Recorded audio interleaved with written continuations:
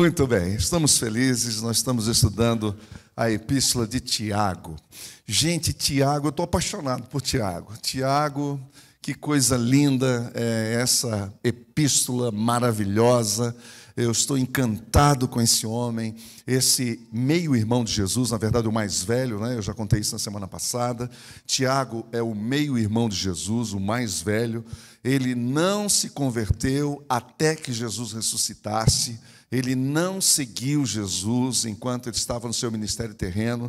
Ele teve sim um encontro com Jesus, mas já ressuscitado, conforme Paulo nos conta em 1 Coríntios 15.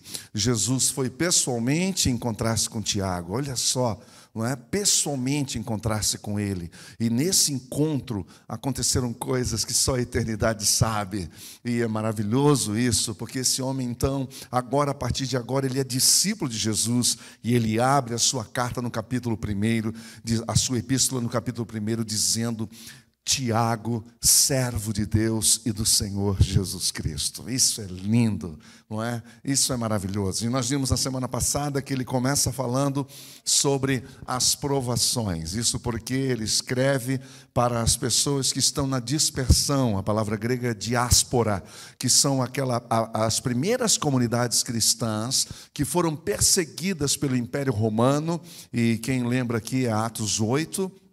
Depois da morte de Estevão, houve uma grande perseguição e somente os apóstolos ficaram em Jerusalém, porque as famílias foram todas dispersas e não muito longe dali, no entorno da Palestina, não é coisa muito longe, mas o suficiente, então, para não estarem ali o tempo todo juntos. E o que acontece é que a fé dessas pessoas foi se arrefecendo. Por causa da distância, não é? Começaram perseguições, não essas perseguições de morte, como a gente vê, e que acontecia também no caso do primeiro mártir da igreja, que foi Estevão, não nesse nível, mas o que aconteceu? Eles eram caçoados, zombados, marginalizados, eram colocados à parte, os patrões deles exploravam essas pessoas, prometiam e não pagavam, não é? Exploravam com o tempo, exploravam com o tempo deles. Então isso foi mexendo com a fé dessas pessoas. Agora, veja só, então Tiago escreve a sua epístola dizendo: olha, é natural que os cristãos passem por tribulação e por provação. Eu sei que há muitas igrejas, muitas comunidades hoje que prometem um mundo de mil maravilhas na vida cristã. Eu sei que há muitas comunidades que falam que se você vier para Jesus, então todos os seus problemas vão ser solucionados. Provavelmente Tiago nunca frequentou uma comunidade dessas, porque ele sabia exatamente de que a coisa é séria. Quando você decide seguir Jesus, o negócio é sério. Há pressões sobre nós. Há dificuldades, há barreiras. O Dr. Martin Luther King disse que se você apenas falar a verdade, você já vai ver que pessoas vão se manifestar contra você. E Jesus disse: eu sou a verdade, eu sou a verdade, eu sou o caminho e eu sou a vida. Até hoje, no meio em que você vive, que eu vivemos, se você se pronunciar, ou se você se identificar como um seguidor de Jesus, como uma seguidora de Jesus, você vai passar a ser observado de modo diferente. Barreiras podem crescer, paredes podem ser levantadas. Tem que ter coragem hoje para dizer: eu pertenço a Jesus, eu sigo a Jesus. Então, de modo que é importante a gente lembrar o que Tiago está nos ensinando aqui. Ele está dizendo: as provações são inevitáveis, elas fazem parte da vida cristã. Outra coisa que Tiago diz sobre as provações é que elas são multicoloridas, ou seja, elas são diversas na sua natureza. Você pode ter vários tipos de provações. A outra coisa que ele nos ensina é que essas provações, elas passam, são passageiras, graças a Deus.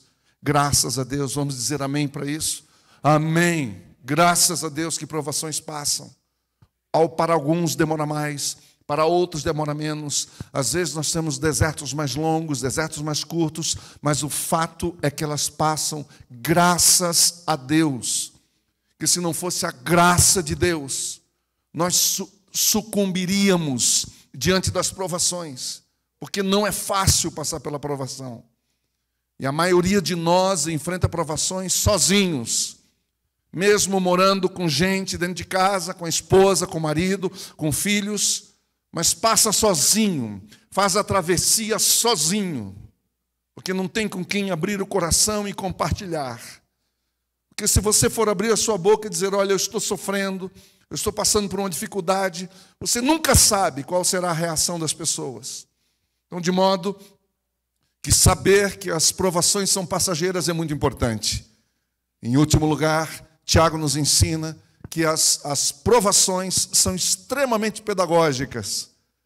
É fato que todos nós vamos passar pelo deserto, pelo vale escuro, úmido e sombrio, mas uma coisa é certa, nós temos que aprender alguma coisa, porque não basta atravessar do outro lado, não basta chegar do outro lado, não é suficiente. Você tem que entender que você passou por aquilo porque Deus permitiu. Há uma diferença muito grande, isso a gente vai ver mais tarde no capítulo 3, sobre tentações, mas há uma diferença vital entre tentação e provação. A tentação, ela vem para destruir, ela vem para arrebentar, e curiosamente ela nasce de dentro para fora. E a provação, ela vem de fora para dentro, é Deus nos levando, é Deus nos conduzindo. Você não está passando pela provação porque Deus não gosta de você, Deus já cansou de você. Não, você está passando pela provação porque Deus te ama. É ao contrário, porque Ele está trabalhando com você, Ele quer que você amadureça. É importante isso, Ele quer que você aprenda a reagir, não como o mundo reage, não como as pessoas lá fora reagem. O grande segredo da provação é aprender a reagir, porque um caráter está sendo formado aqui, é o caráter de Cristo que está sendo formado em mim e em você, forjado, e para forjar esse caráter é preciso um fogo, e fogo alto, em alto grau, de modo que essas impurezas elas vão saindo, vão se desgrudando, porque não resistem às altas temperaturas.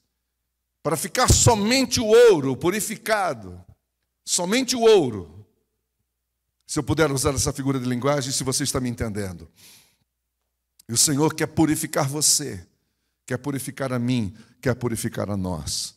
E aí a pergunta que se faz é como que isso acontece? O que a gente precisa? Aí Tiago responde, dizendo, olha, é muito importante essas provações, porque essas provações elas vão gerar perseverança. E essa perseverança, ela vai trazer maturidade para todos vocês. E vocês vão se tornar pessoas íntegras, completamente inteiras. Mas a pergunta é, o que uma pessoa deve fazer se ela ainda não está completa, se ela não está madura? Ou se ela tiver medo de sucumbir ou de perecer diante da provação e do sofrimento, porque com certeza alguns de vocês, isso aconteceu comigo, eu lembro bem, alguns de vocês que já passaram por problemas como eu passei, por depressão, sabe do que eu estou falando. Em algum momento você falou, meu Deus, será que eu vou passar do outro lado? Será que eu vou chegar do outro lado? Porque é um vale imenso e é uma manhã completamente tomada por neblina, e você não vê a outra margem, como que eu vou fazer? Aí Tiago nos diz, olha, por mais que vocês sejam provados, a gente nunca está completo, a gente nunca está pronto. Essa batalha é para a vida toda, é para toda a existência. Enquanto nós estivermos aqui, nós vamos estar sempre batalhando, sempre lutando. E aí você precisa de uma coisa chamada sabedoria. Sabedoria, porque Jesus não quer que nós tenhamos nenhuma deficiência. Ele quer que a gente seja completo. E aí Tiago ensina, o segredo é ser sábio. O segredo é buscar a sabedoria. Então eu convido você para o texto de hoje, que está em Tiago, capítulo 1, versículos 5 a 8, e pedir que você acompanhe a leitura. Se algum de vocês tem falta de sabedoria, peça a Deus, que a todos dá livremente, deliberadamente, abundantemente. de boa vontade, com alegria, com prazer, ele faz isso, e lhe será concedida. No entanto, peça, porém, com fé, sem titubear, sem piscar, sem duvidar, pois aquele que duvida, ele é semelhante à onda do mar, levada e agitada pelo vento. Não pense tal homem, mulher, jovem, adolescente ou criança, seja quem for, não pense tal pessoa que receberá, ouça isso, coisa alguma do Senhor. É alguém que tem mente dividida e é instável em tudo que faz. Por isso não recebe. Porque não confia. Pede, mas não confia. Senhor Jesus, abre o nosso entendimento para o que o Senhor quer nos ensinar nesta manhã. É o que eu te peço e agradeço, em nome de Jesus. Amém. Para aqueles que já estão acostumados com a Betânia, o nosso objetivo aqui é explicar a palavra de Deus. É só isso. É o que a gente chama de sermão expositivo. Você lê o texto, você explica o texto, você aplica o texto. Legal? Então, nós não estamos aqui para mostrar que sabe, que não sabe, não é nada disso. Eu e você somos alunos, como meninos e meninas, numa classe, e o mestre está nos ensinando. Então, ele está falando conosco aqui. Então, diante dessa pergunta, como fazer, então, para nós passarmos pelas provas que a gente passa? Não levante a sua mão. Tem alguém aqui passando por uma prova? Tem alguém aqui sendo provado? Tem alguém aqui que está dizendo, olha, eu estou quase desistindo? Eu sei o que você está pensando. Eu também já pensei assim, dizendo, será que isso tem um fim um dia? Será que isso tem solução um dia? Eu me lembro que uma vez eu estava andando numa calçada, cabisbaixo, com os pés arrastando, sabe? Uma semana sem tomar banho, completamente triste, cheio de tristeza na alma, no coração. É muito louco um presbiteriano falar isso, mas eu ouvi uma voz. E a voz dizia, para de chorar. Eu achei que era um amigo, porque eu estava próximo da empresa da esposa dele. Olhei para trás, não tinha ninguém. Continuei caminhando. A voz novamente disse, pare de chorar. Olhe para cima. E ali eu parei, olhei para cima, vento batendo, brisa. Uma brisa suave, gostosa, as folhas, quase chegando no outono. E aí eu ouvi claramente que Deus tinha algo para me dizer. E dali eu nem sei para onde mais ia, simplesmente voltei para minha casa e falei, Senhor, eu preciso de Ti. Só Tu podes me tirar desse buraco, desse inferno que eu estou. Tiago diz, se alguém de vocês tem falta de sabedoria para agir diante dessas circunstâncias tão difíceis, tão desafiadoras, que muitas vezes leva as pessoas a agirem por moto próprio.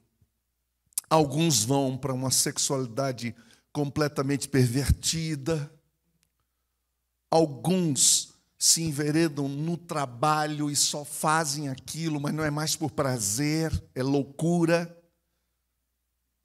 Alguns se fecham encaramujados, encastelados, que ninguém mais penetra. É isso que dá. Outros ficam loucos, depressivos, oprimidos,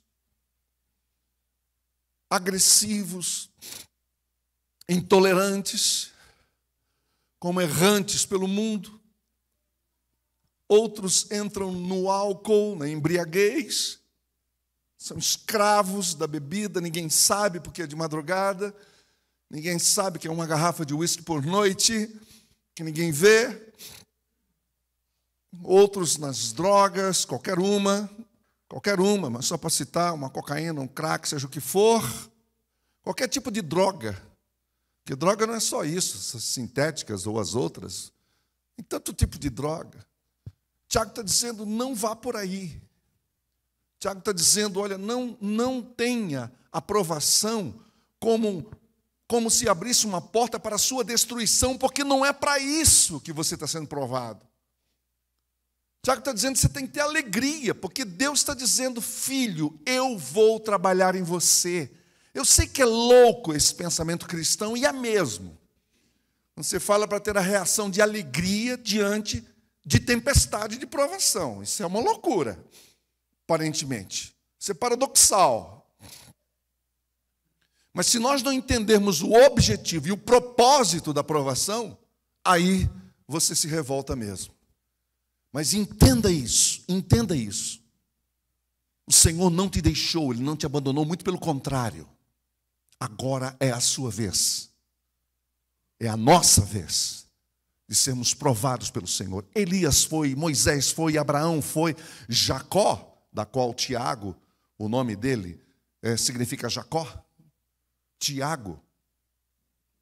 Jacó passou, Jó passou, tantos outros. Nós também passamos. Precisamos de sabedoria. Quando nós estamos sendo provados, nós precisamos de sabedoria, mas não é MBA. Eu não estou falando de PhD, eu não estou falando de pós-doutorado, eu não estou falando de academia. Eu não estou falando de quanto tempo você tem de vida cristã, dizendo, tudo que você está falando eu já sei.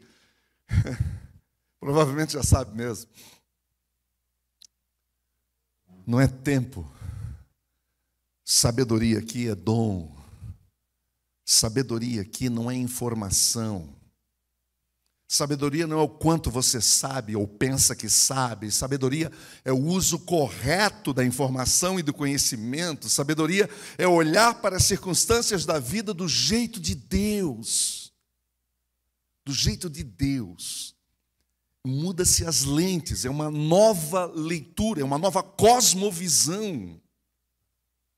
É isso que Deus quer dar para nós. Nós devemos buscar a Deus na provação. Você não tem que sair por aí igual um louco.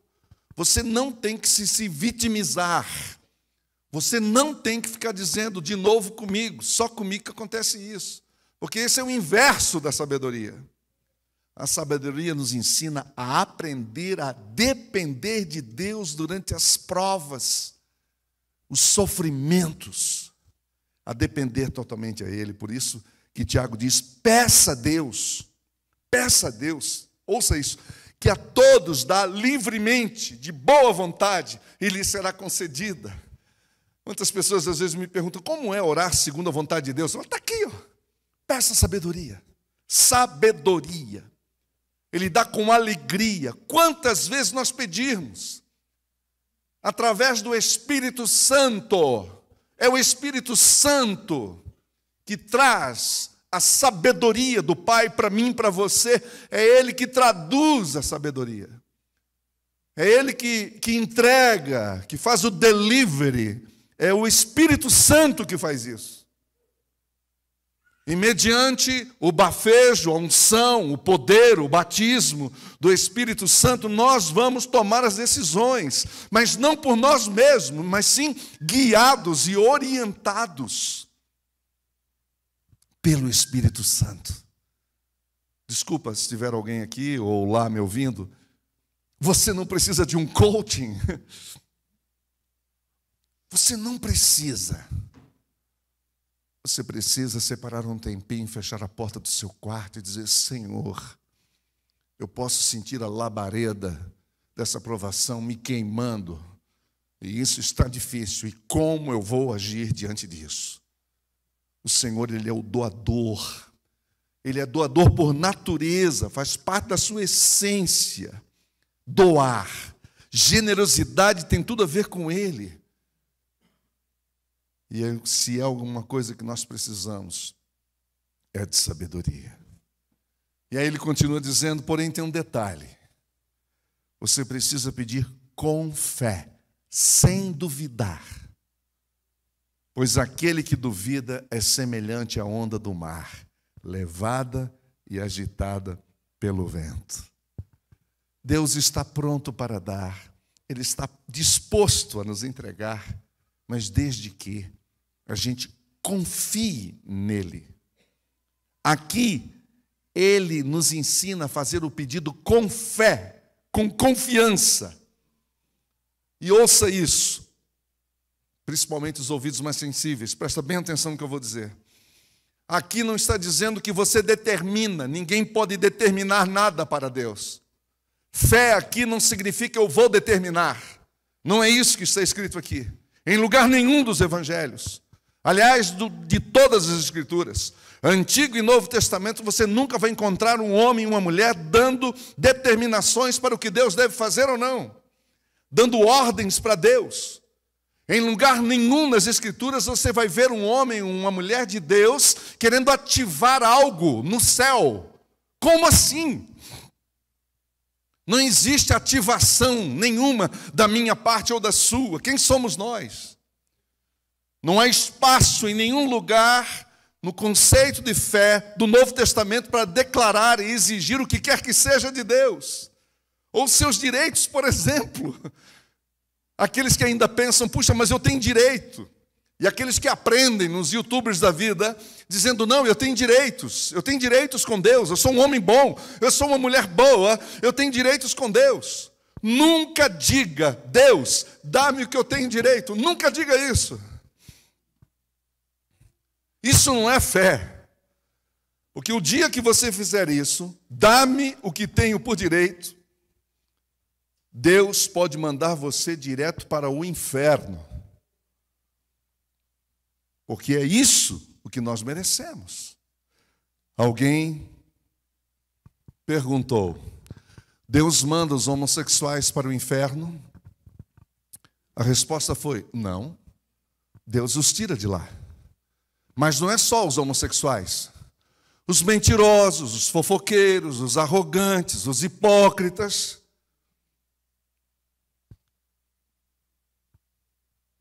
Tira gente como eu e como você do caminho do inferno. Foi isso que aconteceu. Você conheceu Jesus não é porque você é o cara. Eu e você conhecemos Jesus por causa da graça dele. Por causa da misericórdia dele. Por causa do amor dele por você e por mim. Porque o que nós merecemos não é outra coisa a não ser o inferno. Porque o ser humano é uma praga. Quando Deus criou o ser humano, ele viu que era bom. Mas depois esse ser humano que nasceu bom, que foi criado bom e perfeito, fez escolhas egocêntricas, soberbas, arrogantes escolhas, que os separou de Deus. Então o que merecemos? O que merecemos? Como que uma raça como nós merece o quê? E se você puder, você arrebenta com a sua família por causa de 20 metros quadrados, de qualquer coisa que você chama de herança. Você conhece famílias que estão se destruindo por causa de herança? Como que pode isso? Se até Natal passado estava todo mundo na mesma mesa, mas o patriarca daquela mesa faleceu e agora aquela família que até então era tão unida, agora virou um campo de batalha. O que é isso a não ser a maldade que há dentro de nós? De todos nós. Portanto, o que a gente merece realmente é o inferno, mas Deus tem misericórdia. Nós não temos direito nenhum a nada, a não ser a condenação eterna. E gente, quem está falando isso não sou eu. Se você conhece o mínimo do Evangelho, você sabe em que eu estou baseado. Quem aqui já leu o mínimo, deu uma leiturazinha rasa, vai entender o que eu estou falando. Tudo que nós recebemos e temos da parte de Deus é favor, é graça. O ar que respiramos é graça, o fôlego de vida é misericórdia de Deus. Ou você acha que nós passamos por tudo pelo que passamos e você sobreviveu e você diz, eu sou o cara. Pedir com fé é se chegar a Deus em humildade e dizer, Pai, eu não tenho sabedoria, eu não sei o que fazer. Como disse Josafá, eu não sei o que fazer, mas os meus olhos estão postos em ti. Amém? Os meus olhos estão postos em ti. Já esteve numa situação dessas? Onde você não tinha outra coisa para pedir a não ser a misericórdia de Deus? Você já esteve numa situação dessas, onde não tinha outra agenda? Não interessa se vieram boas notícias ou não. Você estava desesperado. Nessa hora, você só tem uma oração: dá-me sabedoria para agir. Eu peço que o Senhor me auxilie, venha ser meu guia. Mas fala comigo claro, porque às vezes eu não entendo. Mostra para mim de forma clara o que fazer nesse momento difícil que eu estou passando. E Tiago compara então essa pessoa que ora a Deus, mas duvida, a duas coisas: a onda do mar, que se move de acordo com o vento. Eu nasci no litoral, e o meu papai gostava demais de pescar, era o hobby dele. E eu me lembro que, quando ele ia pescar, ele tinha o costume de primeiro olhar lá fora para saber para onde é que dava o vento. Como a gente nasceu numa ilha, tinha que saber para onde é que estava o vento, que daí facilitava a pescaria. Né? Quem entende um pouquinho de pesca de mar aí sabe o que eu estou falando. É isso mesmo. Então, o vento, ora soprava para lá, ora para cá, mudava de direção o dia inteiro. É interessante, e é isso que Tiago está falando. Tiago está dizendo, gente, como que Deus vai responder a oração de um cabra que agora pensa uma coisa, daqui a pouco pensa outra? Como que vai responder, se nem ele sabe o que ele está falando? 2 minutos depois ele não lembra da oração que fez. Isso não é prioridade para ele. Já tentou ajudar alguém? E aí você fala para a pessoa, oferecendo opções, a pessoa fala assim do outro lado, você é todo empolgado querendo ajudar, a pessoa fala assim, pode ser. Pode ser. Qual que é o ânimo? Esse cara não precisa. Esse cara não precisa. Quando a gente precisa, a gente vai atrás, a gente batalha, não é verdade? Eu me lembro de uma experiência próxima dessa que eu acabei de falar para vocês, que uma luta muito grande, necessidade financeira, geladeira vazia. Eu me lembro que naquela semana Deus começou a abençoar, abrir as portas, eu pude fazer uma pequena compra, coloquei em casa, e os meus 3 filhos depois, um a um, em horários diferentes, vieram para mim e disseram, papai, eu observei que nossa geladeira agora está diferente. Eu quis morrer naquele dia, eu queria morrer, dizendo, Deus, tem misericórdia de mim. Tudo por escolhas equivocadas, falta de sabedoria, tomando decisões no impulso, na ansiedade. É isso que dá. Então, isso ocorre muitas vezes. É a pessoa que oscila toda hora. Ela vai da fé à incredulidade. Ela é igual uma Ferrari, é de 0 a 100 em 10 segundos. E aí você pergunta para o marido, e aí, como é que ela está? Falando, depende. Depende da hora. E às vezes o inverso. Ora está no alto, ora está no vale. Ora crê, sai sapateando, voa, prega na parede, levita. Sabe aqueles crentes espirituais que saem fazendo tudo e no outro dia está lá no deserto de novo. É uma coisa assim, é uma coisa pusilânime, é um alto e baixo, ora crê, ora não crê, ora é mais crente que todo mundo, daqui a pouco está em crise. É essa inconstância. Quando o vento é a favor, ele crê. Quando o vento é contrário, ele não crê. É assim. O resultado é o fracasso na oração e a inconstância espiritual. Falta de estar ancorado na palavra de Deus e falta de buscar a direção do Espírito Santo. É isso que nós precisamos, ancorados na palavra. Você se alimenta de tutano, você tem que comer um alimento sólido para enfrentar, para o enfrentamento, com sabedoria e permanecer íntegro. Porque o pusilânime, o inconstante, o cara que não sabe o que quer da vida, a irmã que não sabe para onde está indo, Deus não tem compromisso nenhum de responder alguém assim. O versículo 7, ele disse: não pense que tal homem receberá coisa alguma do Senhor. Esse é o irmão do Senhor que está dizendo: gente, deixa eu falar uma coisa para vocês, bem claro, olho no olho, ok? Vamos falar claramente um com o outro? Então deixa eu falar para você claramente, reto. Não pense tal pessoa que receberá coisa alguma do Senhor, porque não vai. Posso fazer uma pergunta pessoal? Que compromisso Deus tem para responder a você de acordo com o nível do seu comprometimento com o Senhor? Eu não estou falando de igreja, não estou falando de placa de igreja, estou falando do seu relacionamento com o Senhor, que às vezes você diz assim: não, eu não estou lá, mas eu estou bem com Jesus. Então deixa eu perguntar para você, em que nível está esse relacionamento com o Senhor Jesus, na sua opinião? Deus honra a fé. E a fé honra a Deus. Sem fé é impossível agradar a Deus. Você já ouviu isso antes. Ter fé e confiar em Deus é a base de todo relacionamento com Ele. Todo o nosso relacionamento tem que ter fé. Fé é gerada no dia a dia. Por isso que tem que ter a prova, porque a prova nos leva a saber com quem nós estamos viajando. A gente vai descobrindo. É na caminhada, é no dia a dia. Aí você começa a conhecer o parceiro de viagem. E quanto mais você conhece, mais você confia. Gente, não foi assim com os discípulos. Foram aprendendo devagarzinho. Jesus com paciência, ensinando. Ensinando, devagarzinho. Devagarzinho eles foram entendendo, foram compreendendo. Não compreenderam tudo, foi tudo muito rápido. 3 anos e 3 meses. Mas aprenderam o suficiente para iniciar. Porque sem conhecimento de Deus, sem confiança no Senhor, nós não conseguimos. Nós ficamos inseguros e instáveis. E para encerrar, o versículo 8. Vem a segunda coisa para a qual Tiago está dizendo: olha, assim não dá.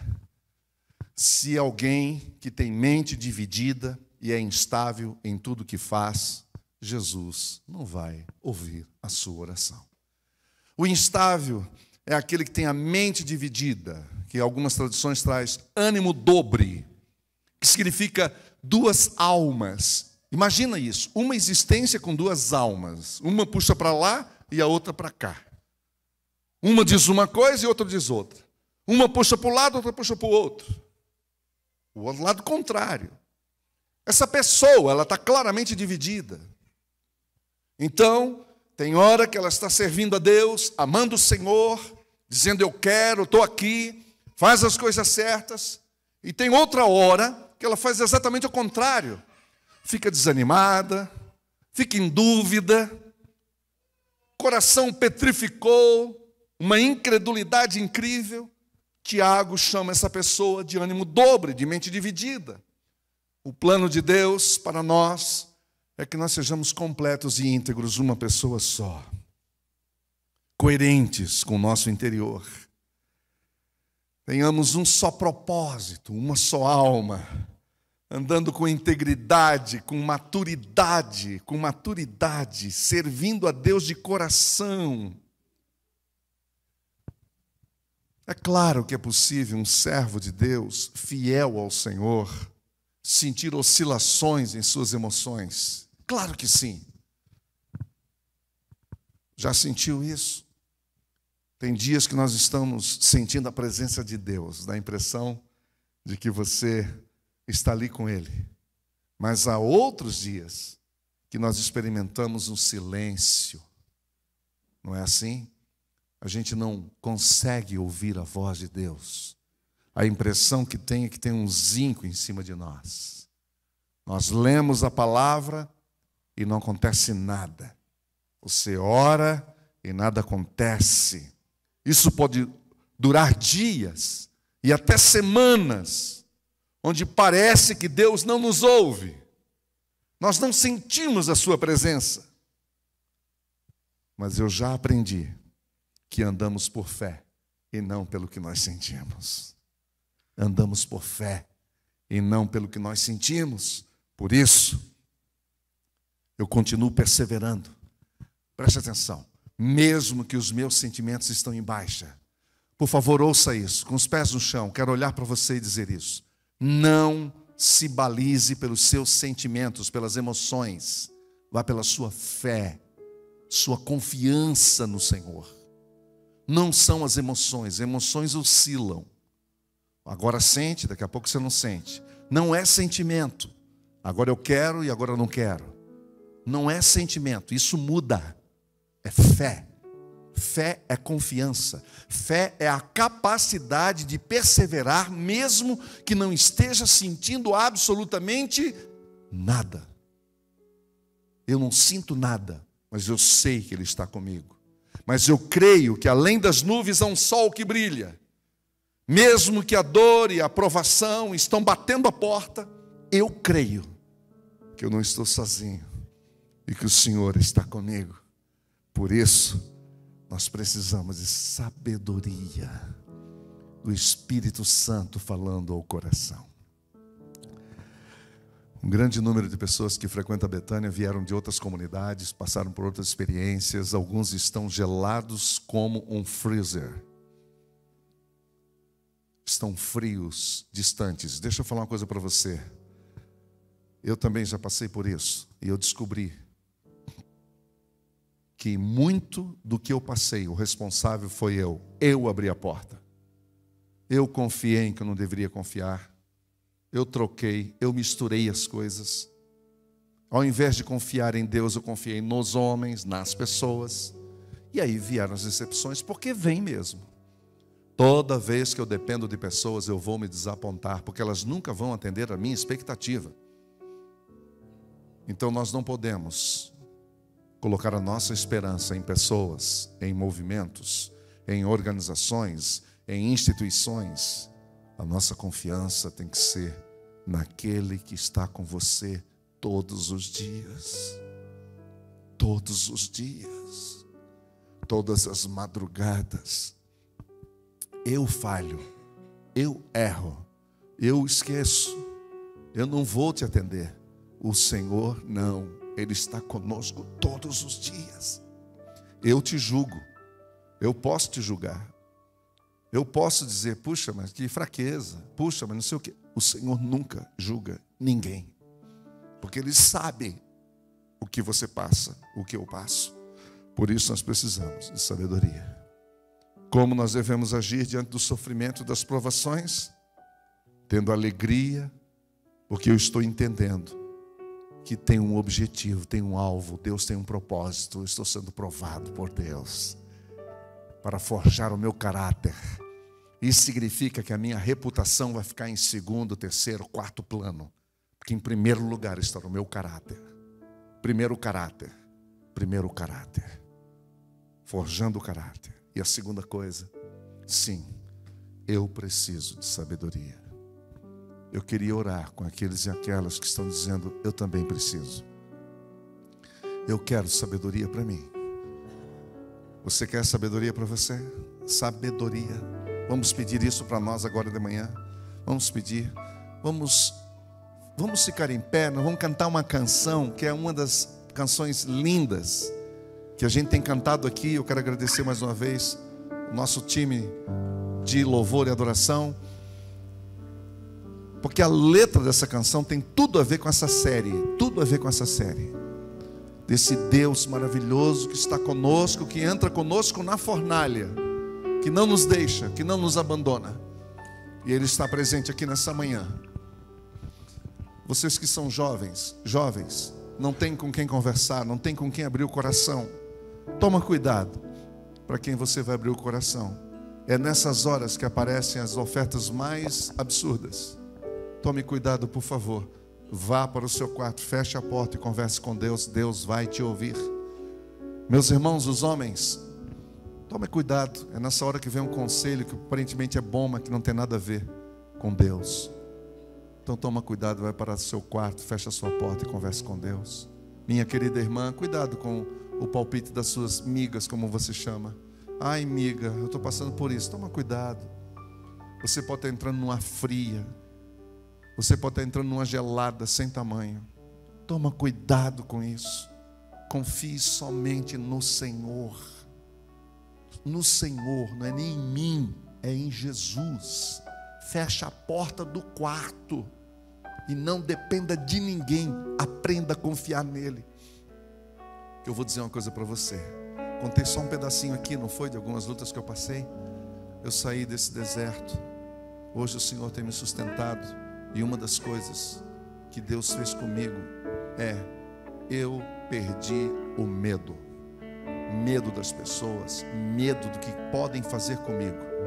E eu ganhei um temor, um respeito, um assombro, uma honra com o Senhor, que nunca me abandonou, e que está sempre comigo e nunca me deixou. Eu tenho medo dele, não é dos homens. Eu respeito a ele, não é os homens. Eu sirvo a ele e a mais ninguém.